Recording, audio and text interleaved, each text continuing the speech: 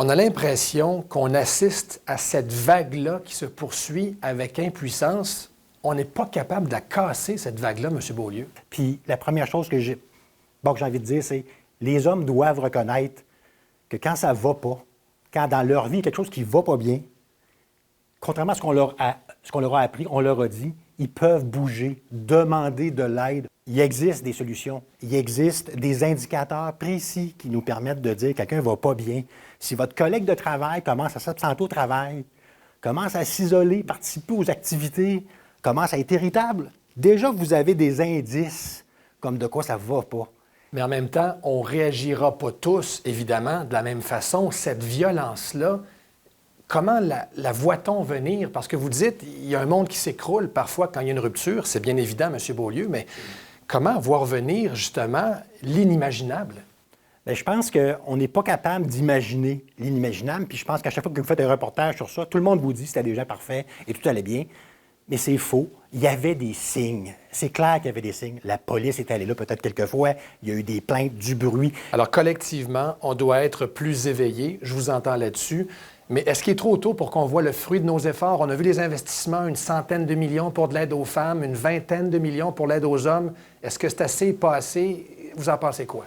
L'argent qui a été mis sur la table, c'est une bonne nouvelle, mais il faut faire davantage, puis il faut surtout agir plus tôt. Ouvrir des centres d'hébergement, il faut le faire. Ouvrir des ressources d'aide pour hommes, il faut le faire.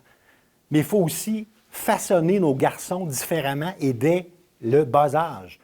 Moi, comme parent, j'ai la responsabilité de façonner mon monde, mes gens, mes enfants.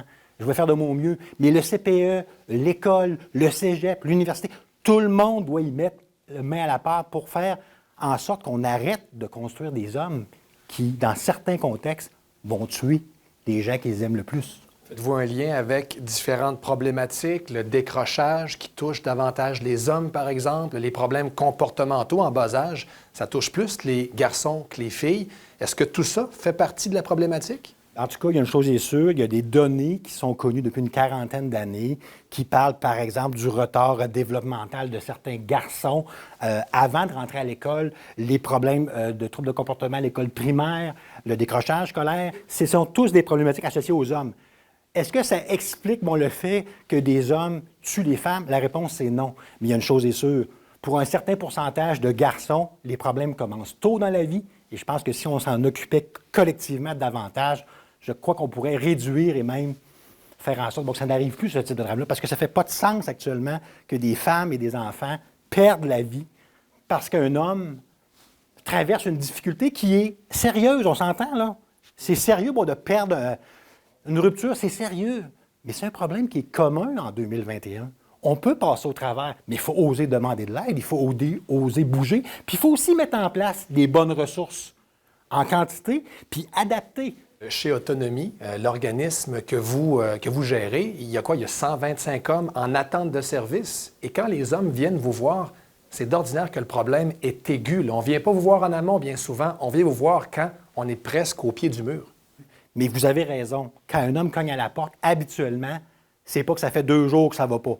Il en a cumulé longtemps et quand il se présente chez nous, c'est l'heure. Il faut trouver un chemin, une solution. Et c'est là que je vous dis que l'aide, le support, puis je vais vous le dire, le support financier qui a été annoncé dernièrement est associé à des ressources spécifiquement à la violence conjugale.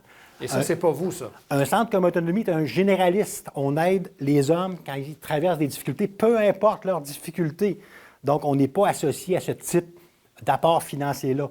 Donc, notre problème à court terme n'est pas réglé et malheureusement, il y a des hommes qui attendent et peut-être que ça va malheureusement contribuer à générer d'autres drames.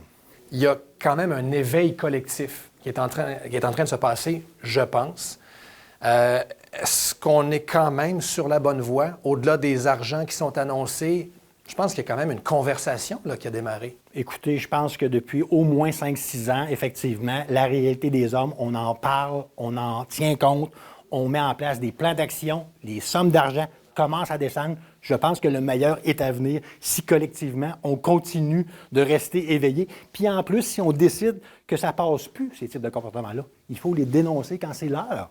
Puis il faut aider les hommes, un collègue qui ne va pas bien. On lui donne un coup de main, on l'épaule, quitte à se déplacer avec lui dans une ressource pour l'aider. Ça va prendre un peu de votre temps, mais ça va peut-être sauver des vies.